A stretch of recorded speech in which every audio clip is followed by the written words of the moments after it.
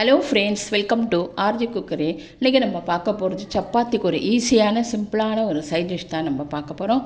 அதுக்கு ஒரு கடாயில் 2 ஸ்பூன் எண்ணெய் விட்டு 1/2 ஸ்பூன் கடுகு, 1/2 ஸ்பூன் உளுத்தம்பருப்பு, 1/4 ஸ்பூன் கடலைப்பருப்பு, ஒரு மிளகாய், கொஞ்சம் கருவேப்பிலை, அப்புறம் நான் இன்றைக்கி ஒரு வெங்காயம் எடுத்துருக்கேன். அதை குட்டி குட்டி அதை நறுக்கி போட்டு ஒரு 2லேருந்து 3 நிமிஷம் நல்லா வதக்கிட்டு 2 தக்காளி இன்றைக்கி எடுத்துருக்கேன். அதையும் குட்டி குட்டியாக நறுக்கி அதில் போட்டு இதுக்கு தேவையான உப்பு, 1/4 ஸ்பூன் மஞ்சப்பொடி, 1/4 ஸ்பூன் பெருங்காயப்பொடி, காரம் தகுந்த மாதிரி அவாவா ரெட் சில்லி போட்டுக்கணும். நான் இன்றைக்கி 1/4 ஸ்பூன் தான் போட்டிருக்கேன்.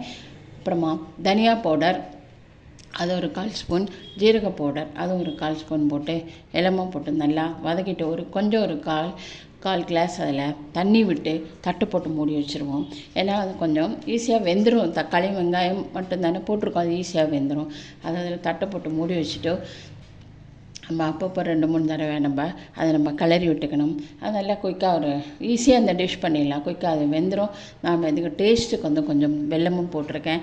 நமக்கு கடைசியில் அது கொஞ்சம் கெட்டித்தன்மை வரத்துக்காக ஒரு கொஞ்சோண்டு கடலை மாவில் கொஞ்சம் தண்ணி விட்டு கலந்து அதில் போட்டாச்சுன்னா ரொம்ப ஈஸியாக, அதே சமயம் நல்லாவும் இருக்கும். இந்த சைட் டிஷ்ஷு ரொம்ப சிம்பிளாக ஈஸியாகவும் பண்ணிடலாம்.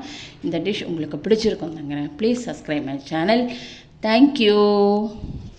இந்த வாரம் ஃபுல்லும் சப்பாத்தியோட சைட் டிஷ் தான் பார்க்க போகிறோம்.